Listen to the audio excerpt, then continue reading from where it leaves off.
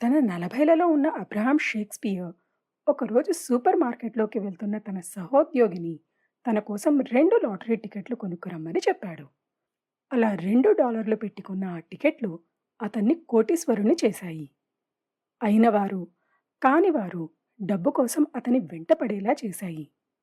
అతన్ని ఎవరినీ నమ్మని స్థితికి తీసుకువచ్చి చివరికి అతను నమ్మిన వారి చేతులు ప్రాణాలు పోయేలా చేశాయి. మనందరిలా లాటరీ కొడితే బావుండు అని కోరుకొని ఆ కోరికని సాధించి ప్రాణాలు కోల్పోయిన అబ్రహాం షేక్స్పియర్ కథ ఇది. ఈ వీడియో 10 నిమిషాలలో మెయిన్ టాపిక్స్ చెప్పి పూర్తయ్యేది కాదు.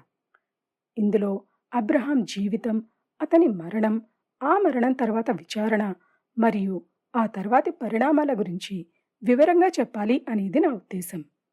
అదంతా చెప్పేటప్పటికి ఈ వీడియో లెంగ్త్ ఎంతుంటుంది అనేది నాకు కూడా తెలీదు. ఈ వీడియో మీకు నచ్చితే లైక్ చేయండి. ఇలాంటి మరిన్ని వీడియోల కోసం మా ఛానల్ని సబ్స్క్రైబ్ చేసుకోండి. మీ సలహాలు, సూచనలు మర్యాదపూర్వకంగా కామెంట్ చేయండి. అబ్రహాం లీ షేక్స్పియర్ అమెరికాలోని ఫ్లోరిడా రాష్ట్రంలో ఏప్రిల్ 24, 1966లో జేమ్స్ మరియు ఎలిజబెత్లకు కలిగిన చివరి సంతానం. 7వ తరగతిలోనే చదువు మానేసిన అబ్రహాం తన తండ్రితో కలిసి పొలం పనులు చేసేవాడు. చదవడం, రాయడం సరిగ్గా రాని అతను తనకి 13 ఏళ్ల వయసులో చిన్న దొంగతనం నేరం మీద అరెస్ట్ అయ్యి చిన్నపిల్లల జైలుకి వెళ్ళాడు. అక్కడ తనకి 18 ఏళ్ల వయసు వచ్చే వరకు ఉండి విడుదలయ్యి మళ్ళీ తన తండ్రితో కలిసి ఉంటూ చిన్న చితకా పనులు చేసుకుంటూ ఉండేవాడు. 1998లో తన గర్ల్ ఫ్రెండ్ ద్వారా అతను ఒక బిడ్డకు తండ్రి అయ్యాడు. స్థిరమైన ఉద్యోగం లేని అతన్ని కొడుకు పుట్టాక ఆ కొడుకు సంరక్షణ కోసం తన గర్ల్ ఫ్రెండ్కి నెల నెల భరణం ఇవ్వాల్సిందిగా కోర్టు ఆదేశించింది. అతని చేతిలో డబ్బులున్నప్పుడు ఆమెకు భరణం ఇచ్చేవాడు, డబ్బులు లేనప్పుడు ఎగ్గొట్టినందుకు జైలుకి వెళ్ళి వచ్చేవాడు. చదువు లేకపోవడం వల్ల అబ్రహాంకి మంచి ఉద్యోగాలు దొరికేవి కాదు. రోజు ఉదయాన్నే ఊర్లో ఉన్న ప్రతి షాప్కి వెళ్ళి ఏమన్నా పని ఉంటే ఇవ్వండి అని అడిగి ఎవరైనా పనిస్తే చేసి వచ్చే డబ్బులతో రోజులు గడిపేవాడు అతను. అలా అతను ఒకరోజు ఒక బార్బర్ షాప్లో పని అడగడానికి వెళ్ళినప్పుడు అతన్ని మొట్టమొదటిసారి కలిశాడు ఆ షాప్ ఓనర్ గ్రెగ్. కొన్ని రోజులలోనే గ్రెగ్ అండ్ అబ్రహాం మధ్య మంచి స్నేహం కుదిరింది. అబ్రహాం రోజు బార్బర్ షాప్ క్లీన్ చేసి అక్కడే కూర్చొని గ్రెగ్తో మరియు అక్కడికి వచ్చేపోయే వారితో ముచ్చట్లు పెట్టుకుంటూ ఉండేవాడు. ఎవరన్నా ఏదన్నా పనిస్తే చేసుకుంటూ కులాసాగా కాలం గడిపేవాడు. గ్రెగ్ అతన్ని ముద్దుగా షేకీ బాయ్ అని పిలిచేవాడు. సన్నగా 6 అడుగుల 5 అంగుళాల ఎత్తుతో ఉండే షేకీ బాయ్ అంటే అతని ఫ్రెండ్ సర్కిల్లో మంచివాడు, వేరే వారికి వీలైనంత సహాయం చేస్తాడు అనే గుర్తింపు ఉన్నాయి. అలా కులాసాగా కాలం గడుపుతున్న అతనికి ఒక కంపెనీలో డెలివరీ బాయ్గా ఉద్యోగం వచ్చింది. ట్రక్ డ్రైవర్ మైకెల్తో కలిసి మాంసాన్ని మరియు రకరకాల సరుకులని షాప్లకి సప్లై చేయడం అతని డ్యూటీ. అలా 2006 నవంబర్ 6వ తారీఖున డెలివరీ చేసి వస్తుండగా ఆ ట్రక్ డ్రైవర్ మైకెల్ కొన్ని స్నాక్స్ కొనుక్కొచ్చుకుంటాను అని ట్రక్ దిగి షాప్లోకి వెళ్తూ ఉంటే అతన్ని ఆపిన అబ్రహాం తన కోసం 2 లాటరీ టికెట్లు కొనుక్కురమ్మని చెప్పాడు. మైకెల్ తిరిగి వచ్చి తన చేతిలో టికెట్లు పెట్టాక తన దగ్గరున్న $5 నుండి $2 తీసి మైకెల్కి ఇచ్చేశాడు అబ్రహాం. టికెట్ కొన్నప్పుడల్లా రిజల్ట్స్ని వదలకుండా చెక్ చేసే అబ్రహాం ఆ రోజు రాత్రి కూడా తన టికెట్ పట్టుకుని టీవీ ముందు కూర్చున్నాడు. రిజల్ట్స్ ఏంటో మనందరికీ తెలుసు. అతను కొన్న 2 టికెట్లలో ఒకదానికి అక్షరాల $30 మిలియన్, అంటే మన ఇండియన్ కరెన్సీలో 134,55,00,000 లాటరీ తగిలింది. ఫ్లోరిడాలో లాటరీ తగిలితే 2 ఆప్షన్స్ ఉంటాయి. ఒకటి, ఒకేసారి లాటరీ ప్రైజ్ మనీ మొత్తం తీసేసుకోవడం, లేదా నెలకి ఇంత అని 20 ఏళ్ల పాటు కొంచెం కొంచెం తీసుకోవడం. సాధారణంగా అందరూ ఒకేసారి మొత్తంగా తీసేసుకుంటూ ఉంటారు. ఇందులో ఉన్న ప్రాబ్లం ఏంటంటే ముందు ఒకేసారి డబ్బు తీసుకుంటే ఆ డబ్బులో నుంచి లాటరీ ఆఫీస్ కమిషన్ కింద, గవర్నమెంట్కి ట్యాక్స్ కింద చాలా ఎక్కువగా ఇచ్చేసుకోవాల్సి వస్తుంది. దాంతోపాటు ఒకేసారి మన చేతిలో అంత మొత్తం వచ్చేస్తే మనం దుబారా చేసే అవకాశం కూడా ఎక్కువ. ఇవన్నీ ఆలోచించని లాటరీ విన్నర్స్ ఒకేసారి డబ్బు మొత్తం తీసేసుకుందాము అని ఆతృత పడుతూ ఉంటారు. అందరిలాగే అబ్రహాం కూడా ఒకేసారి మొత్తం డబ్బు తీసుకోవాలి అని నిర్ణయించుకున్నాడు. దాంతో మనం ఇంతకు ముందు చెప్పుకున్న అన్ని ఖర్చులు పోగా అతని చేతికి 76,24,50,000 వచ్చాయి. ఫ్లోరిడాలో ఉన్న ఇంకొక రూల్ ఏంటి అంటే, లాటరీ గెలిచిన వ్యక్తి ఫోటోని పేపర్లో వేయాలి. ఆ వ్యక్తి ప్రెస్తో మాట్లాడాలి. దీనివల్ల ప్రాబ్లం ఏంటి అంటే, లాటరీ కొట్టిన వాళ్ళు తమ పేరు రహస్యంగా ఉంచుకోవడం కుదరదు. దాంతో ఊర్లో అందరికీ వీరి దగ్గర చాలా డబ్బుంది అనే విషయం తెలిసిపోతుంది. అబ్రహాం విషయంలో కూడా అదే జరిగింది. లాటరీ చెక్ తీసుకున్న రోజు అబ్రహాం ప్రెస్తో ఈ డబ్బుతో తన జీవిత విధానం పెద్దగా మారదు అని, తాను ఎప్పటిలాగానే సాదాసీదాగా ఉంటాను అని చెప్పాడు. ఒక సంస్థను ఏర్పాటు చేసి తనకు చేతనైనంత సమాజ సేవ చేస్తాను అని ప్రమాణం చేశాడు. మనం సుడిగుండంలో చిక్కుకుంటే మనం ఎటుపోతున్నాము, ఏం చేస్తున్నామో అనేది మనకు అర్థం కాదు. ఎందుకంటే ఆ నీటి ఒత్తిడిలో మన పరిస్థితి గురించి ఆలోచించే తీరిక, అవకాశం మనకి దొరకవు. అలాగే కటిక పేదరికం నుండి వచ్చిన అబ్రహాంకి ఒక్కసారిగా కోట్లు రావడంతో అతను ఉన్న పరిస్థితి ఏంటి అని అతను ఊహించలేకపోయాడు. నేనెప్పటిలాగా మామూలుగా ఉంటాను అని అనుకున్నాడే కానీ అతని చుట్టూ ఉన్నవాళ్ళు అతన్ని అలా ఉండనివ్వరు అనే విషయం గుర్తించలేకపోయాడు. చెక్ తీసుకోవడానికి అతనితో పాటు వెళ్ళిన అతని కజిన్ తిరిగి అతను ఇంటికి వచ్చే లోపు అతని దగ్గర నుండి దాదాపు 8,97,00,000 తీసేసుకుంది. అది జస్ట్ స్టార్టింగ్ మాత్రమే. డబ్బు చేతికి వచ్చిన క్షణం నుండి అతనికి తెలిసిన వాళ్ళు, తెలియని వాళ్ళు సహాయం చేయమని, అప్పివ్వమని అతని దగ్గరికి వచ్చేవారు. ఉత్తరాలు రాసి ఊపిరి ఆడకుండా చేసేవారు. మొదట్లో అబ్రహాం తన దగ్గరికి అవసరం అని వచ్చిన వారందరికీ డబ్బులిచ్చేవాడు. కొంతమందికి దానం చేస్తే మరికొంతమందికి ఇన్వెస్ట్మెంట్ కంపెనీ స్థాపించి దాని ద్వారా అప్పుగా డబ్బులిచ్చేవాడు. ఇక్కడ వచ్చిన సమస్య ఏంటంటే, తన దగ్గర డబ్బులు తీసుకున్న వారిలో చాలామంది అటు నుండి అటే వెళ్ళిపోయేవారు. అతను డబ్బెక్కడ తిరిగి అడుగుతాడో అని అతనికి ముఖం చాటేసి తిరిగేవారు. ఇలా ఒకవైపు జరుగుతుంటే, మైకల్ గుర్తున్నాడా మీకు? అదేనండి, ట్రక్ డ్రైవర్ మైకల్. మరోవైపు అతను కోర్టులో అబ్రహాం మీద కేసు వేశాడు. ఆ లాటరీ టికెట్లు తనవి అని, వాటిని తను ట్రక్లో పెడితే అబ్రహాం దొంగలించాడు అనేది అతని వాదన. అబ్రహాం అదృష్టం వల్ల ఆ కేసైతే కోర్టు కొట్టేసింది, కానీ అవసరార్థం అబ్రహాం వెంటపడే జనాలు, అవసరాలు తీర్చుకోవడానికి అతన్ని చుట్టుముట్టి జలగల్లా పీడించే మనుషులు మాత్రం అతన్ని వదల్లేదు.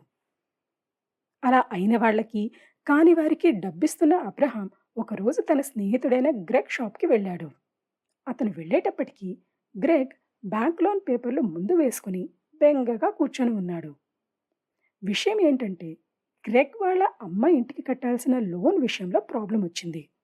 కాబట్టి వేరే బ్యాంకు నుండి లోన్ తీసుకుని కట్టడానికి ట్రై చేస్తూ, లోన్ దొరక్క ఇబ్బంది పడుతూ ఏం చేయాలా అని ఆలోచిస్తున్న సమయంలో అబ్రహాం అతన్ని కలిశాడు. విషయం తెలుసుకున్న అబ్రహాం తన స్నేహితుడిని మందలించాడు. ఇంత అవసరం పెట్టుకుని నా దగ్గరకు రాకుండా ఏం చేస్తున్నావు అని తిట్టి అప్పటికప్పుడు బ్యాంకుకు వెళ్ళి గ్రెగ్కి అవసరమైన డబ్బు తెచ్చి అతని చేతిలో పెట్టాడు. గ్రెగ్ అబ్రహాం దగ్గరకు రాకపోవడానికి ఒక కారణం ఉంది. అబ్రహాంకి డబ్బు వచ్చిన దగ్గర నుండి అతని చుట్టూ ఉన్నవారు అతనితో ఎలా ప్రవర్తిస్తున్నారో దగ్గరుండి చూశాడు గ్రెగ్.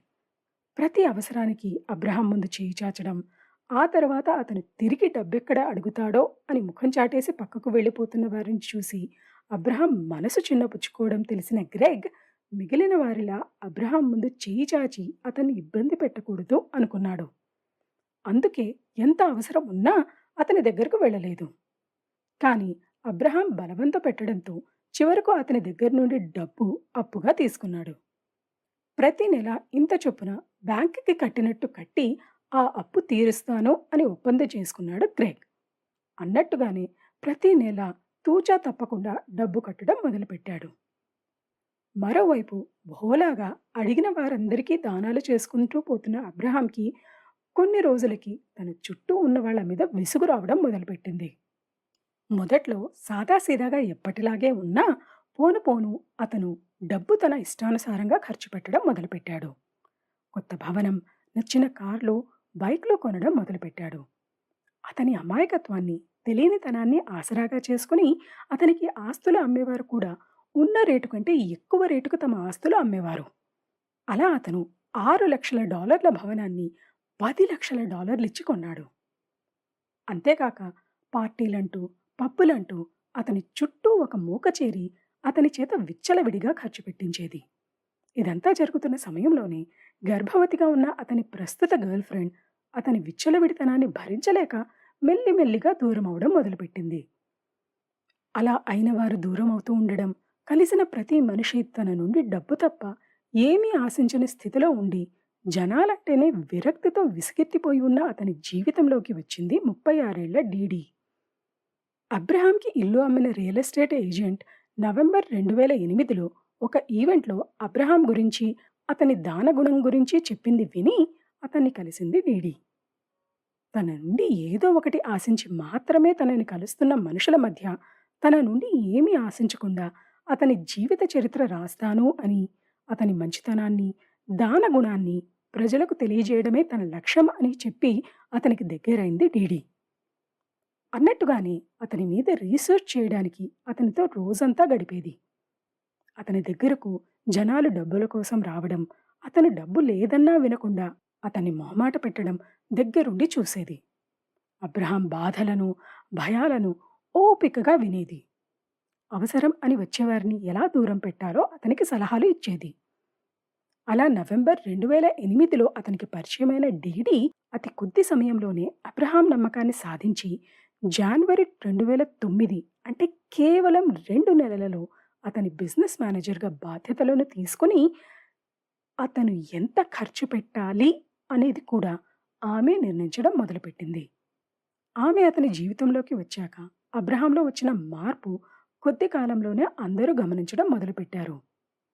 మెల్లిమెల్లిగా అయిన వారందరినీ దూరం పెట్టడం మొదలుపెట్టిన అబ్రహాం ఏప్రిల్ 2009లో మొదటిసారి ఆమెని గ్రెగ్కి పరిచయం చేశాడు. ప్రతి నెల లోన్ అమౌంట్ వసూలు చేసుకోవడానికి గ్రెగ్ని కలిసే అబ్రహాం ఏప్రిల్ 2009లో తనతో పాటు డీడీని తీసుకువచ్చి ఈమె నా బిజినెస్ మేనేజర్, ఇక మీదట నెల నెల ఈమె వచ్చి నీ దగ్గర నుండి డబ్బులు తీసుకుంటుంది అని చెప్పాడు. దానికి ఓకే చెప్పిన గ్రెగ్కి తెలియదు అవే తాను తన స్నేహితుడితో గడిపే చివరి క్షణాలు అని. అబ్రహాంని గ్రెగ్ ప్రాణాలతో చూసిన చివరి రోజు అది. ఏప్రిల్ పోయి మే వచ్చింది. అన్నట్టుగానే ఆ నెల ఇన్స్టాల్మెంట్ తీసుకోవడానికి డీడీ వచ్చి గ్రెగ్ని కలిసింది. నవ్వుతూ అతనిచ్చిన డబ్బు తీసుకున్న డీడీ రసీదు పుస్తకం ఇంట్లో మర్చిపోయాను అని చెప్పి రేపు మర్చిపోకుండా రసీదు తెచ్చి ఇస్తాను అని గట్టిగా గ్రెగ్కి చెప్పి వెళ్ళిపోయింది. కానీ మరుసటి రోజు ఆమె రాలేదు. తిక్కరేగిన గ్రెగ్ ఆమెకి కాల్ చేస్తే, అరే కొంచెం బిజీగా ఉన్నానప్పా, రేపు తెచ్చిస్తాను అని బుజ్జగించింది. అలా ఈరోజు రేపు అని వాయిదాలు వేస్తూ మే నెలంతా గడిపేసింది. మే పోయి జూన్ వచ్చేసింది. పోలోమంటూ ఆ నెల ఇన్స్టాల్మెంట్ తీసుకోవడానికి మళ్ళీ వచ్చింది డీడీ. ఈసారి సిద్ధంగా ఉన్న గ్రెగ్ పోయిన నెలకి రసీదు ఇస్తే కానీ ఈ నెల డబ్బులు ఇవ్వను అని మొండికెత్తి కూర్చున్నాడు. చివరికి తప్పక అతనికి మే మరియు జూన్ నెలల రసీదులిచ్చి ఇన్స్టాల్మెంట్ పట్టుకెళ్ళిపోయింది డీడీ. హమ్మయ్య, రసీదులు వచ్చేసాయి దేవుడా అని సంతోషపడినంత సమయం పట్టలేదు గ్రెగ్కి ఆ సంతోషం ఆవిరవడానికి. రసీదులు ఇచ్చిన కొన్ని రోజులకి అతనికి అమెరికన్ మెడికల్ ప్రొఫెషనల్ అనే కంపెనీ నుండి నోటీసులు వచ్చాయి. ఆ నోటీసులు ఏంటంటే, నెల నెల డబ్బులు కట్టని కారణంగా అతను అబ్రహాం దగ్గర తాకట్టు పెట్టిన ఇల్లు త్వరలోనే జప్తు చేయబడుతుంది అని. అది చూసిన గ్రెగ్కి తిక్కలేచింది. వెంటనే డీడీకి కాల్ చేశాడు. కానీ ఆమె అతని కాల్స్ని ఆన్సర్ చేయలేదు. దాంతో అతను అబ్రహాం ఆఫీస్కి కాల్ చేశాడు, విషయం ఏంటో తేల్చుకుందామని. ఆశ్చర్యంగా ఆ ఫోన్ని అబ్రహాం కాకుండా ఆ ఊర్లో బలాదూరుగా తిరిగే అమ్మాయి అని పేరున్న జూడీ ఎత్తింది. అబ్రహాం ఎక్కడున్నాడో అతనితో నా లోన్ విషయం మాట్లాడాలి అని అడిగిన గ్రెగ్కి దిమ్మ తిరిగిపోయే విషయాలు చెప్పింది జూడీ. ఏప్రిల్లో అబ్రహాం తన ఆస్తిపాస్తుల వ్యవహారాలు చూసుకోవడానికి జూడీకి పవర్ ఆఫ్ అటర్నీ ఇచ్చాడు అని, తన కంపెనీ అయిన అబ్రహాం ఇన్వెస్ట్మెంట్స్ని, దానికి సంబంధించిన వ్యవహారాలన్నిటినీ డీడీకి సంబంధించిన అమెరికన్ ప్రొఫెషనల్స్ అనే సంస్థ కింద ట్రాన్స్ఫర్ చేసి వ్యాపారానికి సంబంధించిన ఎలాంటి చీకు చింత లేకుండా ప్రపంచం చుట్టి రావడానికి వెళ్ళాడు అనేది జూడీ సారాంశం. అంతేకాదు, అబ్రహాం కొన్న భవనంలో ఇప్పుడు డీడీ మరియు ఆమె కుటుంబం ఉంటుంది అని కూడా వివరించింది ఆమె. అన్నీ విన్న గ్రెగ్‌కి మతిపోయినంత పనైంది.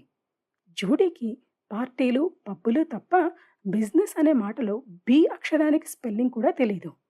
అలాంటి ఆమెకి అబ్రహాం ఎలా పవర్ ఆఫ్ అటర్నీ ఇచ్చాడు అని తలబద్దలు కొట్టుకుని ఆలోచించాడు. చివరికి చేసేదేమీ లేక అబ్రహాంతో వెంటనే మాట్లాడాలి అని తన లోన్‌కి సంబంధించిన వివరాలు ఆమెకి చెప్పి, ఫోన్ పెట్టి వెంటనే అబ్రహాం ఫోన్‌కి మెసేజ్ పెట్టాడు. తన లోన్ విషయంలో జరిగిన తప్పును వివరించి, వెంటనే తనకు కాల్ చేయమనేది ఆ మెసేజ్ సారాంశం. కొంతసేపటికి అబ్రహాం నుండి జవాబు వచ్చింది గ్రెగ్‌కి. గ్రెగ్, మన వాళ్ళందరి వేషాలు చూసి చూసి నాకు చాలా విసుగొచ్చేసింది. కాబట్టి నేను నా వ్యాపార వ్యవహారాలన్నిటినీ డీడీకి, జూడీకి అప్పగించి కొంచెం రెస్ట్ తీసుకోవడానికి వెకేషన్‌లో ఉన్నాను. నన్ను డిస్టర్బ్ చెయ్యొద్దు. ఏదన్నా ఉంటే డీడీతో మాట్లాడవు అనేది ఆ మెసేజ్ సారాంశం. ఆ మెసేజ్ చూసి గ్రెగ్ కొంచెం సేపు అలాగే షాక్‌లో ఉండిపోయాడు. విషయం ఏంటంటే, మనం ఇంతకు ముందు చెప్పుకున్నట్టు అబ్రహాంకి చదువు వంట పట్టలేదు. కింద మీద పడి ఎవరైనా పంపిన మెసేజ్‌లు చదువుతాడేమో కానీ, తనకు తానుగా వేరే వారికి ఇప్పటి వరకు మెసేజ్‌లు చేయలేదు అబ్రహాం. నిజం చెప్పాలంటే, గ్రెగ్ జీవితంలో అబ్రహాం నుండి వచ్చిన మొట్టమొదటి మెసేజ్ అది. ఆ మెసేజ్‌ను గ్రెగ్ తన భార్యకు చూపించాడు. ఆమె కూడా ఏదో తేడాగా ఉంది అని అనడంతో ఒకసారి చెక్ చేద్దాం అని గ్రెగ్ మరియు అతని భార్య ఇద్దరూ కలిసి గ్రెగ్ భార్య ఫోన్ నుండి అబ్రహాం నెంబర్కి బేబీ ఇంటికెప్పుడొస్తావు అని మెసేజ్ పెట్టారు. అలా మెసేజ్ పెట్టడానికి కారణం ఏంటంటే, నిజంగా రిప్లై ఇస్తుంది అబ్రహాం అయితే అతను గ్రెగ్ భార్య నెంబర్ చూసి వెంటనే ఇదేంటి మీరు నన్ను బేబీ అని పిలుస్తూ మెసేజ్ పెట్టారు అని కాల్ చేసి అడుగుతాడు అనేది వారి ఉద్దేశం. కానీ వారిద్దరి అనుమానాలకి మరింత బలం చేకూరుస్తూ అబ్రహాం ఫోన్ నుండి త్వరలోనే వచ్చి నిన్ను కలుస్తాను అని రిప్లై వచ్చింది. వెంటనే డీడీకి కాల్ చేసిన గ్రెగ్ జరిగిందంతా చెప్పి ఇంతెత్తున ఎగిరాడు.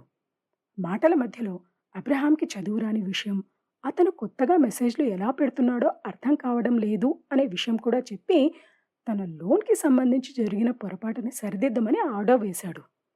అయ్యో! ఏదో పొరపాటు జరిగింది. నేను చూసుకుంటా. నువ్వేం కంగారు పడకు అని బుజ్జగించాలని చూసిన డీడీ మాయలో పడకుండా ఈ లోన్ సంగతి తేల్చకపోతే ఊరుకునేది లేదు అని ఖరాఖండిగా చెప్పేశాడు. 2, 3 రోజులు గ్రెగ్‌ని అక్కడికి రమ్మని, ఇక్కడికి రమ్మని తిప్పి చివరికి ఒకరోజు అతని షాప్ దగ్గరకు వచ్చిన డీడీ లోన్‌కి సంబంధించిన పొరపాటుని సరిచేశాను అని అతని చేతిలో పేపర్లు పెట్టింది. దాంతో శాంతించిన గ్రెగ్ అబ్రహాం గురించి, అతను కొత్తగా మెసేజ్లు పంపడం గురించి ఆమెను అడిగాడు. దానికి సమాధానంగా, అయ్యో అదేం లేదబ్బా, అబ్రహాంకి బిజినెస్ టెన్షన్స్ ఎక్కువై అన్ని బిజినెస్ల బాధ్యతలు జూడీ చేతిలో పెట్టి తనకు ఇష్టం వచ్చిన చోట్లన్నిటికీ వెళ్ళి రిలాక్స్ అవుతున్నాడు. ఇక మెసేజ్ల సంగతంటావా, అతనికి ప్రస్తుతం ఎవరితోనూ ఫోన్లో మాట్లాడడం ఇష్టం లేదు. అందుకే అతని కొత్త గర్ల్ ఫ్రెండ్ చేత అందరికీ మెసేజ్లు పెట్టిస్తున్నాడు. అంతేకాదు, అతను మళ్ళీ చదువుకోవడం మొదలుపెట్టాడు. కాబట్టి ఫ్యూచర్లో కూడా చాలా వరకు అతను మెసేజ్లే పంపిస్తాడు. కాబట్టి నువ్వు కంగారు పడకు అని చెప్పింది. ఇదంతా తేడాగా ఉంది అని అతనికి అనిపించినా తాను చేసేదేమీ లేదు కనుక సరే అని అప్పటికి ఊరుకున్నాడు గ్రెగ్. ఇలా కాలం సాగుతూ ఉండగా డిసెంబర్ నెలలో ఒకరోజు డీడీ గ్రెగ్ దగ్గరకు వచ్చి నీతో మాట్లాడాలి, బయటికి వస్తావా అని అడిగింది. టెన్షన్గా ఉన్న ఆమె అవతారం చూసిన గ్రెగ్, సరే నువ్వు నీ కారులో దగ్గరలో ఉన్న షాపింగ్ మాల్ దగ్గరికి వెళ్ళి ఉండు, నేను నీ వెనకాలే వచ్చి అక్కడ నిన్ను కలుస్తా అని చెప్పాడు. అన్నట్టుగానే ఆమెని అక్కడ కలిశాడు. ఏం మాట్లాడాలో చెప్పు అని అడిగిన గ్రెగ్ని చూసి బోరున ఏడవడం మొదలుపెట్టింది డీడీ. అయ్యో ఏమైంది, ఎందుకు ఏడుస్తున్నావు అని అడిగితే దానికి జవాబుగా అబ్రహాం తనకు నచ్చినట్లు ఊర్లు పట్టుకు తిరుగుతున్నాడు అని, ఊళ్ళో వాళ్ళేమో ఆమె అబ్రహాంని ఏదో చేసింది అని మాట్లాడుకుంటున్నారు అని, అది విని తట్టుకోలేకపోతున్నాను అనేది ఆమె బాధ. అంతేకాక అతని కోసం విలియం అనే వ్యక్తి తెగ కాల్స్ చేస్తున్నాడని, అబ్రహాం ఏమో అతనికి రెస్పాన్స్ ఇవ్వడం లేదని, దాంతో విలియం ఆమె ప్రాణాలు తోడేస్తున్నాడు అని చెప్పి కొంచెం నువ్వు విలియంకి కాల్ చేసి మయామీలో అబ్రహాంని చూశాను అని చెప్పవా, నేను నీకు $300 ఇస్తాను అని చెప్పింది. ఆమె బాధను చూసి మెత్తబడ్డ గ్రెగ్ సరేలే అని ఆమె అడిగినట్టుగానే విలియంకి పబ్లిక్ ఫోన్ నుండి కాల్ చేసి ఆమె చెప్పినట్టుగానే అతనితో చెప్పాడు. కానీ తన సమస్య చెప్పి సహాయం కావాలన్న డీడీ విలియం ఒక పోలీస్ ఆఫీసర్ అని, అతను అబ్రహాం కనిపించని కేసు విచారణ చేస్తున్నాడు అన్న విషయం మాత్రం చెప్పడం మర్చిపోయింది. క్రిక్ చెప్పిన వివరాలు విన్న విలియం అతన్ని ప్రశ్నించడం మొదలుపెట్టాడు. అతని ప్రశ్నలను తప్పించుకొని ఫోన్ పెట్టేసిన గ్రెగ్కి తాను ఇస్తానన్న డబ్బులు ఇచ్చేసి వెళ్ళిపోయింది డీడీ. ఇది జరిగిన 2 వారాల తరువాత మళ్ళీ గ్రెగ్ని కలిసిన డీడీ నాకు ఇంకొక సహాయం చేయవు అని అడిగింది. ఏంటా సహాయం అని అడిగిన గ్రెగ్కి ఇలా చెప్పింది డీడీ. అబ్రహాం ఒక చిన్న వయసున్న ప్రాస్టిట్యూట్ని కొట్టాడు. దాంతో కేసు అయ్యి అతను పోలీసుల నుండి తప్పించుకు తిరుగుతున్నాడు. అందుకే అతను ఎవరికీ ఫోన్లు చేయడం లేదు. పాపం అతని తల్లి మిసెస్ పార్కర్ ఏమో అతని మీద బెగ్గ పెట్టుకుంది. రేపు నేను ఆమెని లంచ్కని బయటికి తీసుకుపోతాను. మేం లంచ్ చేస్తున్నప్పుడు నువ్వు అబ్రహాంలా ఆమెకు కాల్ చేసి మాట్లాడవా అని బ్రతిమలాడింది. గ్రెగ్ కాదన్నా కూడా బలవంత పెట్టి అతన్ని ఒప్పించిన డీడీ అనుకున్నట్టుగానే మరుసటి రోజు మిసెస్ పార్కర్ని లంచ్కి తీసుకువెళ్ళింది. గ్రెగ్ ఆమెకు చెప్పినట్టుగానే కాల్ చేసి అబ్రహాంలా అతని తల్లితో మాట్లాడాడు. కాకపోతే ఇతను పబ్లిక్ ఫోన్ కాకుండా తన ఫోన్ యూజ్ చేశాడు.